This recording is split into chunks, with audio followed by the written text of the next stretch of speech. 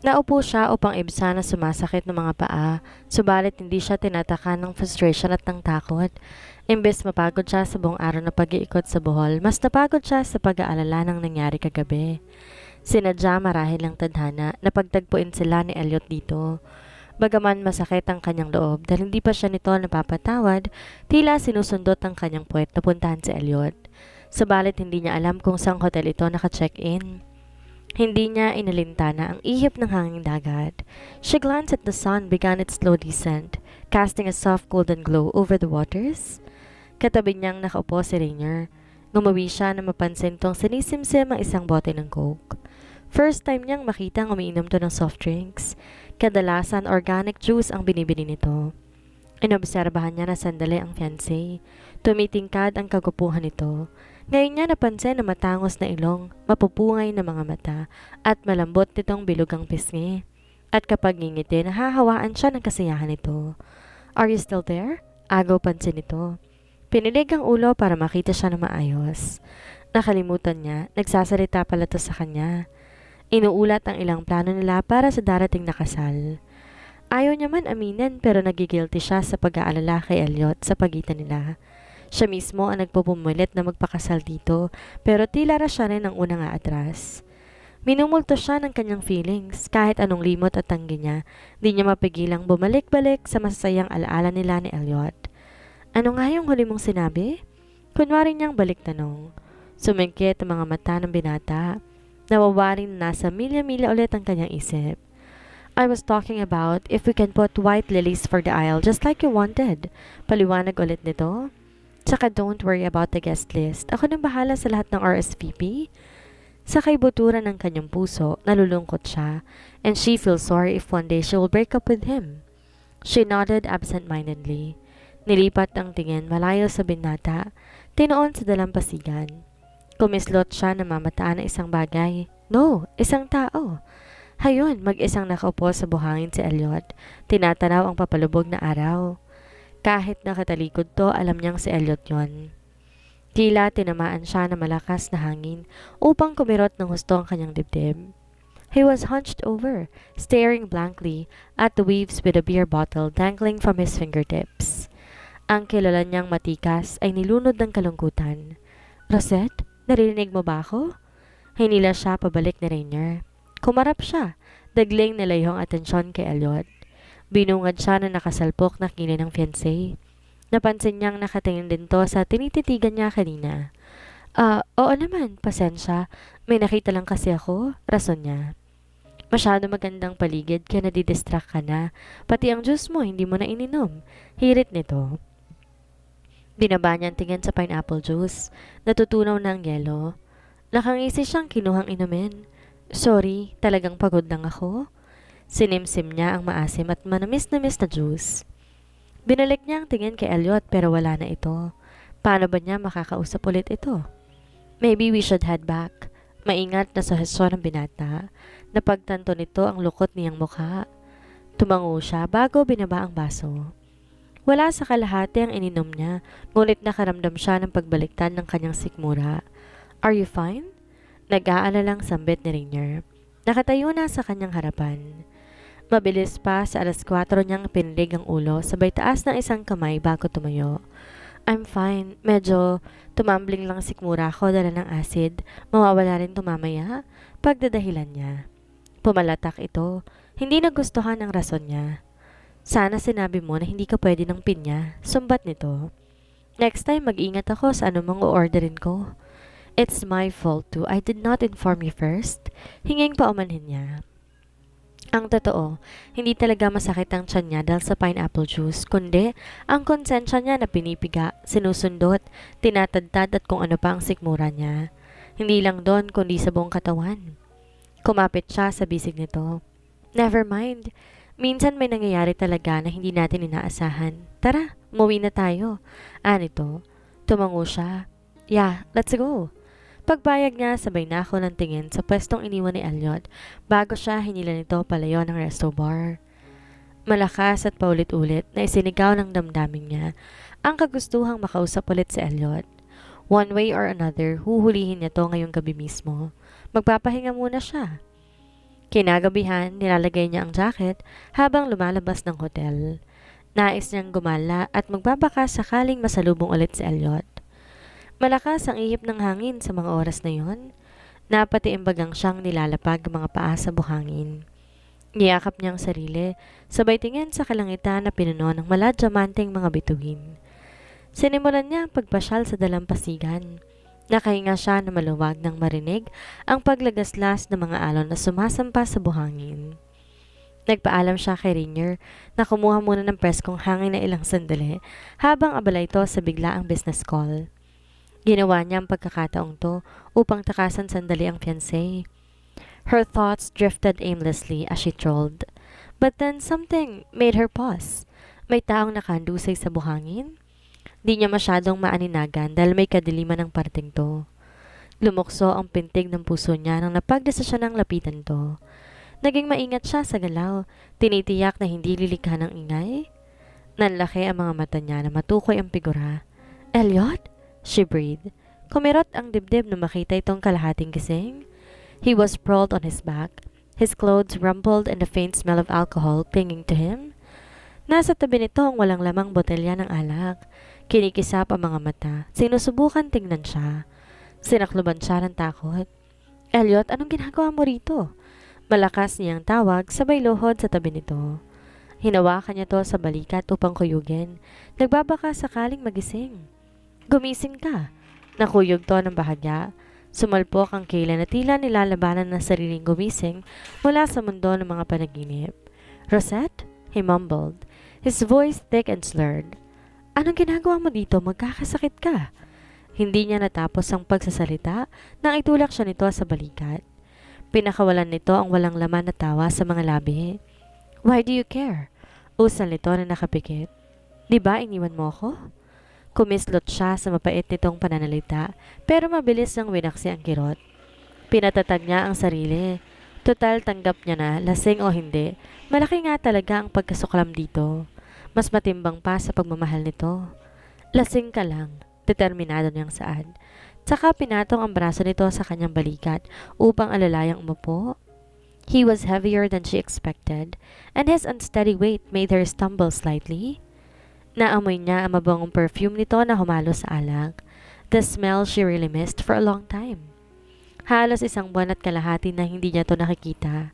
Wala siyang ibang inisip ngayon kundi ang samahan to. Bahala si Rainier mag-alalang maghanap sa kanya mamaya. Kung pwede lang sana gawin niyang unlimited ang oras na kasama ito. Kaso ang problema, baka ipagtabuyan ulit siya. Come on, Elliot, let's go back to your hotel, she urged, struggling to lift him. Ayoko, tanggi nito. Mahinang umiling at tinutulak siya palayo. Subalit habang lumalayo ito, lalo siyang napapalapit upang saluhin ito. Elliot, don't be stubborn, singhal niya. Hinihila itong maglakad. Sabi na ngang I don't need your help eh. Angil nito kahit wala ng lakas ay pilit siyang tinataboy. Sa hindi nakakakilala dito sigurado mistulan ng baliw. Sa mga nakakakilala naman, laman na siya ng tabloid bukas. Huwag ka nang matigas dyan. Halata namang kailangan mo ng tulong eh. Are you trying to seduce me again, Rosette? Kumalas to sa pagkakayakap niya. Tiningnan siyang nakapikit ang mga mata. No, Elliot. Ang gago ko, bakit sa'yo pa ako na in love? Bakit sa babae pang ikakasal na? Natuod siya sa mga salita nito. Tila sinasaksak ang kanyang dibdib.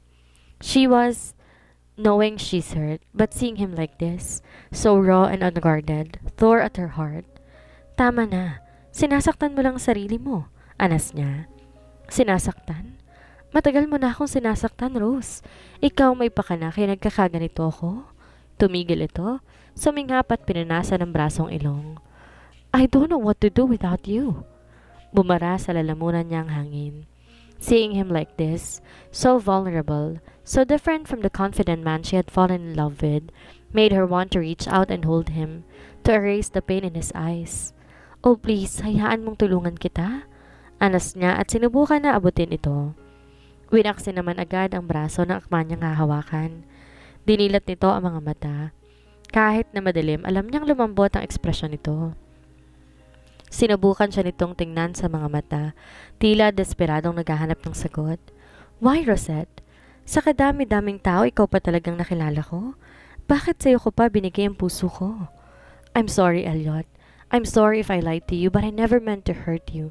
And I never lied about loving you. Totoo kitang minahal, itagama pa sa bato. Hindi na ako nagsisinungaling. Dumaloy ang malulusog at mainit na luha sa kanyang pisngi habang mahinang umiiling. Sinasakal siya ng guilt at pagsisisi. Lukot ang itsura nitong pinukulan siya na malalim na tingin. Do you think that makes it any easier? Knowing that you love me but you're still marrying someone else. Mahina nitong saad. Lalong dumami ang mga luhang dumadaloy sa kanyang pisngi at pinilig ulit ang ulo. No, I am not marrying Rainier. I'll call it off. Hindi ko siya pwedeng pakasalan dahil mahal pa rin kita. Tila lumulutang sila sa alapaap. Parehong nanigas sa mundong naglalaho. His gaze locked into hers, wide and disbelieving. Anong sabi mo? Suminghap ito. Hindi niya halos marinig ang boses dahil sa ingay ng alon. Naikayom niya ang palad. Tiningnan ang buhangin sa paanan nila. I love you, Elliot. I always love you and I'm sorry for everything. I will spend the rest of my life making up to you if I have to, but please, huwag mo ko ipagtatabuyan. Rose, I've been such a fool. I thought I had to let you go, but I can't. I can't stop loving you. Pasuray-suray itong lumapit sa kanya. Tinutop na malalamig nitong mga kamay ang pisngi niya. Binuka niya ang bibig para magsalita pero naiwan sa kanyang lalamunan ang babanggitin. Pinikit niya ang mga mata nang dumantay ang mainit itong hininga. Umandap-andap siya habang pinipigilan ng pagikbi. Magsasalita sana siya ulit pero yumukob ito, sinakop ang kanyang mga labi. Their kiss was both desperate and tender, a kiss that spoke of all pain, longing, and love that had been building up inside them. Natunaw siya sa mga halik nito, nanlambot ng mga tuhod niya, habang pinulupot ang dalawang kamay sa leeg nito. She kissed him back, pulling into that one perfect moment, na sana hindi na matapos pa. Dito ka lang, Rose? Narinig niyang saad ni Elliot sa habol na hininga. Matapos itong hiwalayan ng kanyang mga labi. Tinukod nito ang noo sa kanya habang hinaplos ang kanyang pisngi. Don't leave me again? Tumaba ang puso niya. Hindi na kita iiwan. Sasamahan kita habang buhay. Pangako niya. Ngumiti si Elliot. Tila nahimasmasan mula sa pagkalasing. Nilapit ulit nito ang mukha at siniil siya ng halik. Ilang minuto silang naghalikan. Hininto saglit para kumuha ng hangin, saka ibabalik ang mga sarili. Hinawakan nito ang kanyang ulo para idiin ang mga labi niya, para lalong lumalim at uminit ang kanilang halik. Pareho silang uhaw na uhaw sa isa't isa. Pakiramdam niya tumaas ang temperatura niya. Nagkaroon siya ng kakaibang sabik. Sa sobrang init ng ginawa nitong paghalik, tila sinusundot ang pagkababae niya. Umandar ang pagnanasa niya na hindi lang sa halik matatapos ang gabing to. She want him more. Nasaktan siya nang humiwalay ito sa kanya. Narilito siyang tiningnan to. Mabuti pa, bumalik ka na sa hotel mo? Anito na ikinasama ng loob niya. No, eat me tonight, Elliot. Protesta niya. Bumuga ito ng hangin. You know I'm drunk. I'll be rough. I don't want to hurt you. I don't care. Just take me with you. Umiling ito. Unti-unting minulat ni Rosette ang kanyang mga mata. Ramdam niya ang mainit na liwanag ng umaga na humalo na sa simoy ng hangin. Nagising siya sa tahimik na silid ni Elliot na tanging kaluskos ng mga dahon mula sa labas ang naririnig niya. Bumalikwa siya sa direksyon ng binata. Ngumiti siya ng abutin ng kamay at sinimulang paglandasin ng mga daliri sa pisngi at panga nito. Kumabog ang dibdib niya habang minamasdan ang mahimbing nitong pagtulog. His features, normally so guarded and intense, were softened and steep, dark lashes casting faint shadows on his cheeks, lips slightly parted as he breathed evenly. Tila marupok tong tingnan at kailangan pag-ingatan. Tinakpan niya na maigi ang sarili. Wala siyang saplot at tanging kumot lang tumatakip sa buong katawan. Naalala niya ulit ang kaganapan kagabi. The heated argument on the beach, the lingering tension between them, and the inevitable pull that had drawn them together once more. Sariwa pa sa kanyang isipan kung paano siya nito titigan, ang pagiging uhaw nito, ang hindi masabi-sabing pagkasabik nito, at kung paano niya nilunod ang sarili sa nagbabadyang apoy nito. Kontento siyang tinatamas ang kanyang imahinasyon, pero sinasampal siya ng realidad. Nakonsensya sa kanyang padalos-dalos na desisyon. Nabalisa siya sa maaaring maging reaksyon ni Rainier kapag magpapakita siya ng ganitong oras. Paano ba niya ipaliliwanag?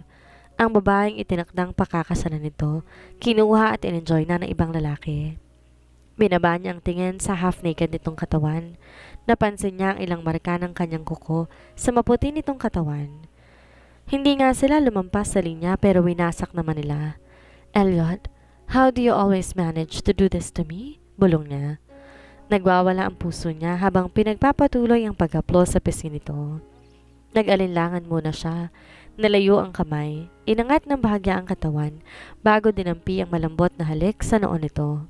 It was a gesture she had done countless times in her dreams. But doing it now, while he was really here, beside her, felt like the most daring thing she'd ever done. Thank you for last night. Tipid niyang sabi sa mahinang boses. Nanginginig ang kanyang boses mula sa magkahalo-halong emosyon na mahirap pakawalan. Kinagat niya ang labi, pinikit ang mga mata para humugot ng maraming lakas ng loob. Nang binuksan niyang muli na pagdesisyonan niyang takasan to bago ulit makabalik sa huwisyo ay maaway siya.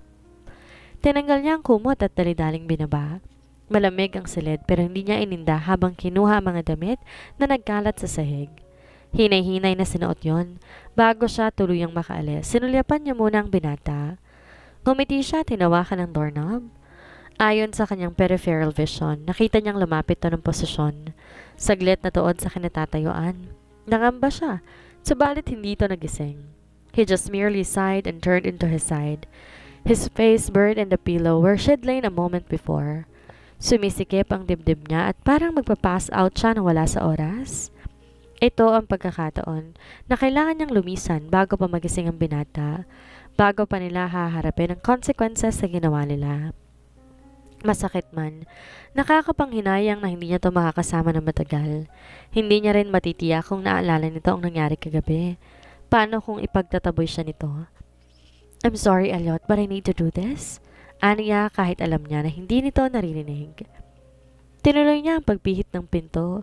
Iniwan na parang walang nangyari sa kanila. Nalaman din niyang nasa random hotel sila nag-check-in, hindi malayo mula sa hotel nila. Kailangan niyang ayusin ang sarili upang hindi malaman ni Rainier ang ginawa niya kagabi. Inihanda rin ang tenga sa maaaring mga katanungan nito. Ngumiti siya bago umalis.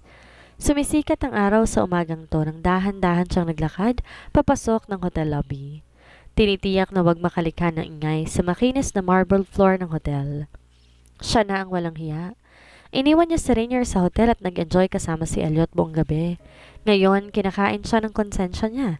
Not just a simple guilt, but it's a guilt for still harboring feelings for Elliot. Nang marating nga ang room nila, gising na si Rainier. Nadatnan niya to sa tabi ng bintana. Pabalik-balik ang lakad na may madilim na ekspresyon dahil sa pag-aalala. Where have you been? Tanong agad nito. Nawala ka ng buong gabi, Rosette. Hindi mo alam kung kano mo ako pinag-alala. Huminto siya. Nasa mukha ang pagiging guilty bago pilit na ngumiti. Nawala kasi ako. Panakip butas ng saad. Naglalakad-lakad ako pero nakalimot ako ng oras. Pati daan pabalik. Ayun, I ended up staying in another hotel. Lumambot ang ekspresyon nito. Sana tinawagan mo ko. Hindi mo rin nire-replyan ng text ko. Pasensya ka na, hindi ko dalang cellphone ko eh. Lumapit siya sa binata at banayad na pinatong ang isang kamay sa balikat nito. I'm sorry, I did not mean to worry you. Pinag-aralan muna nito ang mukha niya bago tumugon. Iisipin siguro nito na nagsisinungaling siya. Wag nang uulit yon. You had me really scared. Maginhawa siyang tumango. She lied to him. Another victim of her lies again.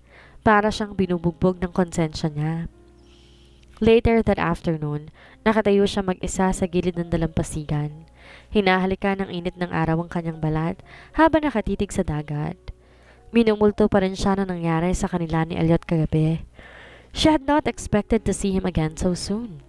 Ayun, speaking of the devil, natanaw niya ang gwapong mukha ni Elliot na lumalapit sa kanya. Rosette? Malambing na tawag nito. Humintil di kalayuan sa kanya. About last night. Hindi tinapos ang pangungusap at agad lamang siyang binigyan ng madilim at seryosong titig. Her heart skipped a beat.